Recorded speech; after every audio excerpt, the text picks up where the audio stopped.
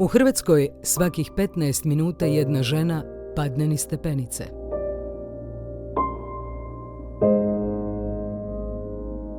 Svake godine više od 20.000 žena sudari se s vratima.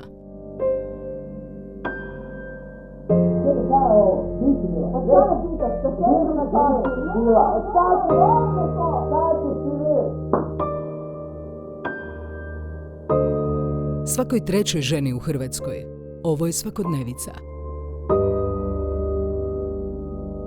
Možeš pobjeći od nasilnika.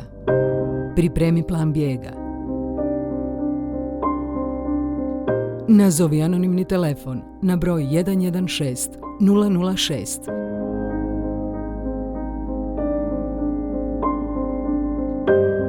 Zatraži informacije o smještaju u sigurnoj kući. Zatvori vrata nasilju. Zaslužuješ novi početak.